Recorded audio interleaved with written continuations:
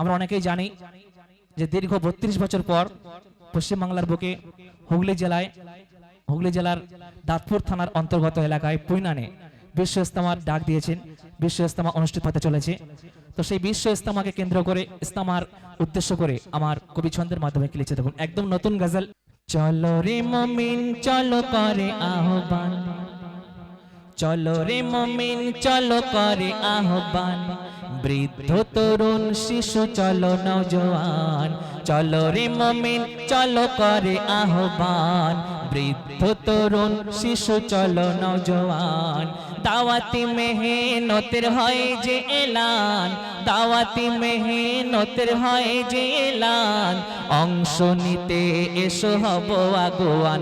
চলো যাই পুইনান, চলো যাই পুইনান, চলো যাই পুইনান, চলো যাই পুইনান, চলো যাই পুইনান, চলো যাই পুইনান, চলো যাই পুইনান, চলো যাই পুইনান। চলো রে মুমিন চলো করে আহ্বান, বৃদ্ধ তরুণ শিশু চলো নওজোয়ান। চলো রে মুমিন চলো করে আহ্বান, বৃদ্ধ তরুণ শিশু চলো নওজোয়ান। দাওয়াতি মেহনতের হয় যে এলান, দাওয়াতি মেহনতের হয় যে এলান, অংশ নিতে এসো হব আগুয়ান। চলো যাই পুইনান, চলো যাই পুইনান, চলো যাই পুইনান, চলো যাই পুইনান, চলো যাই পুইনান, চলো যাই পুইনান, চলো যাই পুইনান, চলো যাই পুইনান। তারপর প্রথম ছন্দে বলছে, এই প্রচন্ড শীতকে উপেক্ষা না করে ধনী গরিব বাদশা ফকির আমির সকলে কিন্তু সেই বিশ্ব ইস্তেমার উদ্দেশ্যে রওনা দেবেন এবং সেখানে গিয়ে মাটির উপরে এক কাতারে মাটির উপর একই জায়গায় সবাই কিন্তু শুয়ে থাকবেন এবং আল্লাহ রাসূলের মানে গুণগান জিকির ফিকির করবেন। সেই সম্পর্কে প্রথম ছন্দে কবি কি লিখছে দেখুন। বিশ্বের মানুষ যেটা হচ্ছে জামা, মোনাজাতে প্রভুর কাছে চাইতে ক্ষমা, প্রচন্ড শীত পরোয়া না করে গরিব ধনী শুয়ে মাটির উপরে। বিশ্বের মানুষ যেটা হচ্ছে জামা, মোনাজাতে প্রভুর কাছে চাইতে ক্ষমা, প্রচন্ড শীত পরোয়া না করে গরিব ধনী শুয়ে মাটির উপরে। আর জানমাল খোদার রাহে করে কুরবান, জানমাল খোদার রাহে করে কুরবান, নিষ্ঠার সাথে সব করে গুণগান।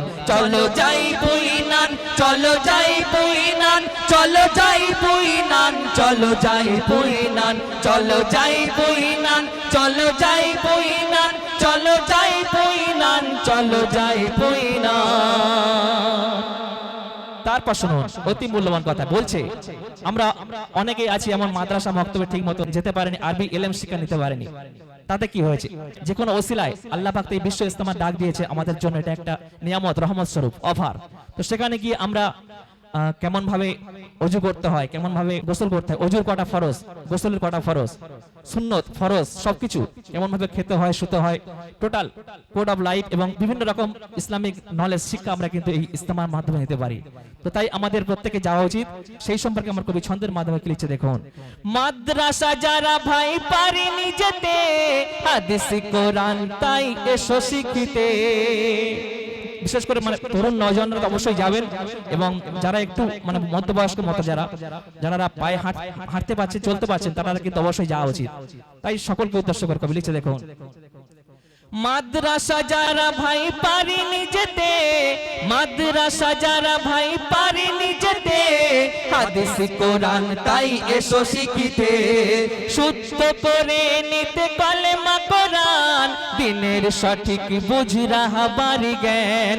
মাদ্রাসা যারা ভাই পারেনি যেতে, হাদিস কোরআন তাই এসো শিখিতে। শুদ্ধ করে নিতে কলেমা কোরআন, দিনের সঠিক বুঝ রাহাবারি জ্ঞান। জিকির ফিকির সেটা হয় সারাক্ষণ, জিকির ফিকির সেটা হয় সারাক্ষণ, তরতাজা হবে দিল পাক সে জবান।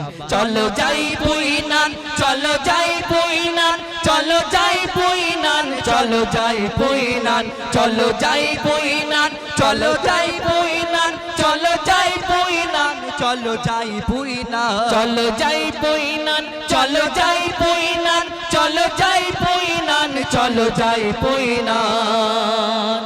শেষ কথা বলছে জানুয়ারির 2026-এর প্রথম শুরুতে একদম জানুয়ারির 2, 3, 4 এবং আখরি দেওয়া হবে 5 তারিখ অর্থাৎ সোমবার। তো যাই হোক, তো সেই সম্পর্কে শেষ কথা আমার শ্রদ্ধেয় কবি মনিরুজ্জামান সাহেব কি মূল্যবান কথা লিখছে দেখুন। জানুয়ারি 2, 3, 4 তারিখে শুক্র শনি রবি রেখো নিরিখে, জানুয়ারি 2, 3, 4 তারিখে শুক্র শনি রবি রেখো নিরিখে, হুগলি জেলার দাঁতপুর থানাতে দলে দলে আসি ভাই নেকি কামাতে, জানুয়ারি 2, 3, 4 তারিখে শুক্র শনি রবি রেখো নিরিখে, হুগলি জেলার দাঁতপুর থানাতে দলে দলে আসি ভাই নেকি কামাতে, ইমান দীপ্ত যেথা শুনবো বয়ান, ইমান দীপ্ত যেথা শুনবো বয়ান, গাফেল থেকো না বলে মনিরুজ্জামান, চলো যাই পুইনান, চলো যাই পুইনান, চলো যাই পুইনান, চলো যাই পুইনান, চলো যাই পুইনান, চলো যাই পুইনান, চলো যাই পুইনান, চলো যাই পুইনা।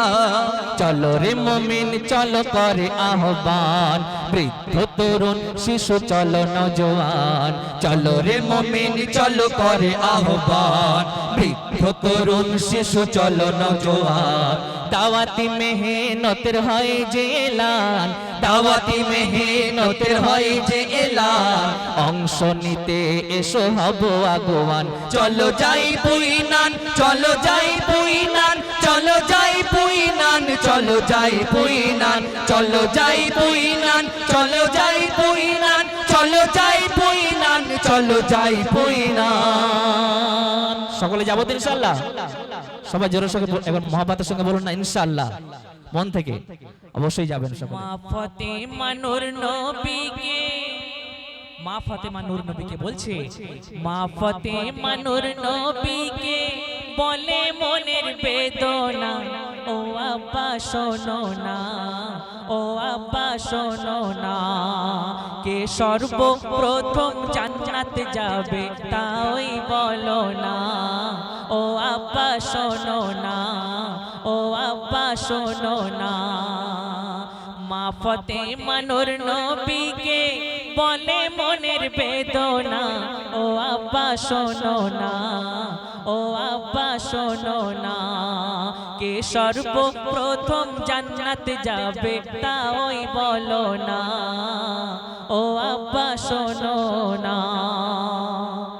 তো মা ফাতেমার এই কথা শুনে তখন দয়ার নবী মা ফাতেমাকে উদ্দেশ্য করে কি বলছে, দয়ার নবী মা ফাতেমায় বলে বেটি শোনো, যে কথা আজ বলছি তাতে সন্দেহ নেই কোনো, সন্দেহ নেই কোনো, আর সবার আগে জান্নাত যাবে কে, সবার আগে জান্নাত যাবে এক কাঠুরিয়ার কন্যা, বেটি দুঃখ পেও না, বেটি দুঃখ পেও না, কেন স্বামী সেবায় তার মতো আর কেউ তো হবে না, বেটি দুঃখ পেও না, বেটি দুঃখ পেও না।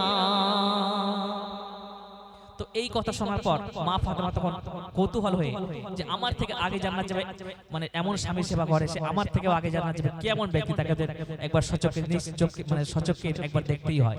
তো তারপর মা ফাতেমা তাই রওনা দিলেন সেই কাঠের বিবিকে দেখার উদ্দেশ্যে। তাই বলছে দেখুন, মা ফাতেমা বলে আপা বলো না আমারে, কোথায় তার ঠিকানা তারে দেখতে ইচ্ছে করে, দেখতে ইচ্ছে করে। আর নূর নবী বলেন নিকটেতেই, নূর নবী বলেন নিকটেতেই সেই বেটির ঠিকানা গিয়ে দেখেই এসো না, গিয়ে দেখেই এসো না, যার প্রতি ভক্তির এ দুনিয়ায় আর জুড়ি হবে না, গিয়ে দেখেই এসো না, গিয়ে দেখেই এসো না। তো এই কথা শুনে তখন মা ফাতেমা সংসারের যাবতীয় কাজকর্ম সেরে সেই কাঠুরিয়ার বিবির বাড়িতে রওনা দিলেন এবং গিয়ে পৌঁছানোর পর অনেক বৃত্তান্ত অনেক ঘটনা আছে, সব এখন সম্ভব নয়। শুধু যে ছন্দটা মূল ছন্দ, যে কাঠুরিয়ার বিবি কি কারণে জান্নাত যাবে মা ফাতেমার আগে, কেমন তিনি স্বামী সেবা করেছিলেন, সেই স্বামী সেবার যে ছন্দটি সেটা আমি পরিবেশন করছি, সংক্ষেপে শুনুন। বিবি কাঠুরিয়ার বলে তেমন কিছু না জানি, স্বামী সেবা করা আল্লাহর হুকুম যে ওই মানে, হুকুম যে ওই মানে, আর সেই হুকুম করতে আমল, ওগো সেই হুকুম করতে আমল দ্বিধা আমি করি না। শোনো ওগো ফাতেমা, শোনো ওগো ফাতেমা, এ জীবন স্বামীর সেবায় দিতে চাই যে নজরানা, আমি দ্বিধা করি না, আমি দ্বিধা করি না। তারপর শোনো সেই কাঠুরিয়ার বিবি কেমন ভাবে স্বামী সেবা করতেন, বলছে দেখুন। স্বামী আমার খেটে যখন আসে ফিরে ঘরে, আর ভাঁড়ে করে পানি রাখি পা ধোয়ানোর তরে, পা ধোয়ানোর তরে। মামা পাক দিচ্ছেন কেন, একটু ঠিক রাখুন। স্বামী আমার খেটে যখন আসে ফিরে ঘরে, আর ভাঁড়ে করে পানি রাখি পা ধোয়ানোর তরে, পা ধোয়ানোর তরে। তারপর কি করি, আপন চুলে মুছিয়ে দিই, আর আপন চুলে মুছিয়ে দিই সেই ভিজে পা দুখানা, একে মিথ্যা ভেবো না, একে মিথ্যা ভেবো না। তারপর কি করি, তারপরে যতন করে তারে খাওয়াই যে খানা, ওগো তারপরে যতন করে তারে খাওয়াই যে খানা, একে মিথ্যা ভেবো না, একে মিথ্যা ভেবো না। মা ফাতেমা নূর নবীকে বলে মনের বেদনা, ও আব্বা শোনো না, ও আব্বা শোনো না, কে সর্বপ্রথম জান্নাতে যাবে তাই বলো না, ও আব্বা শোনো না, ও আব্বা শোনো না। মায়ের সেবায় যে ছেলে জীবন কাটায়, মায়ের সেবায় যে ছেলে জীবন কাটায়, তারে ভাবনা, তারে ভাবনা কিছু থাকে না আর গরে আখেরে। দেখো মায়ের সেবা করে, দেখো মায়ের সেবা করে, মায়ের সেবায় যে ছেলে জীবন কাটায়, তার ভাবনা কিছু থাকে না আর গরে আখেরে। দেখো মায়ের সেবা করে, দেখো মায়ের সেবা করে। যে ছেলের, যে ছেলের ব্যবহারে মা ব্যথা পায়,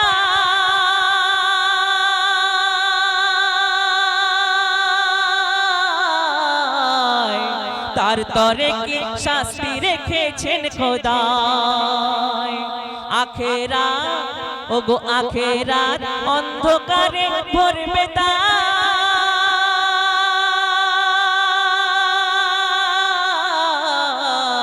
চলবে দোজখের সে কঠিন জ্বালায়।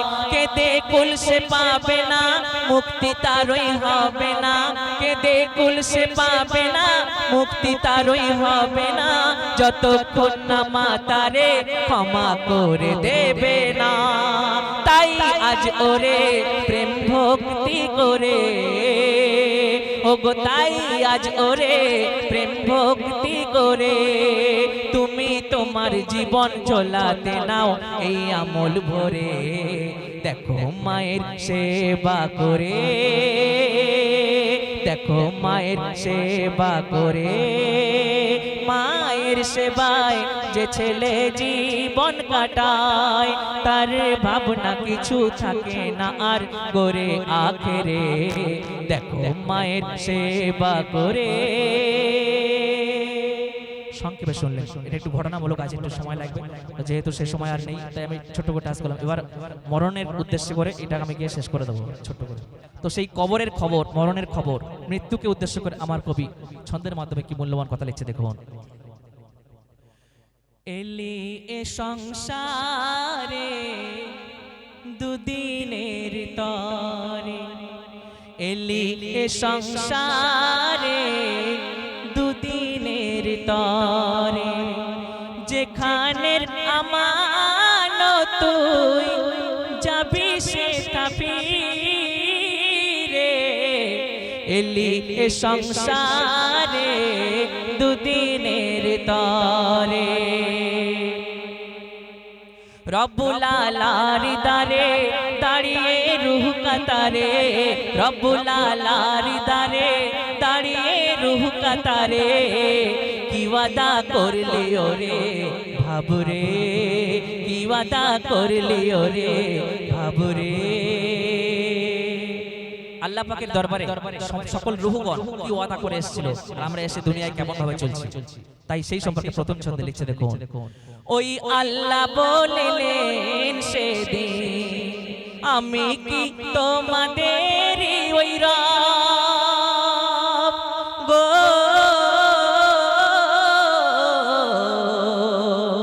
ওই আল্লাহ বলিলেন সেদিন, আমি কি তোমাদের ওই রব, হায় গো কৌলবালার উত্তরে আমরা মেনে নিয়েছি সব, সেই প্রভুর বাণী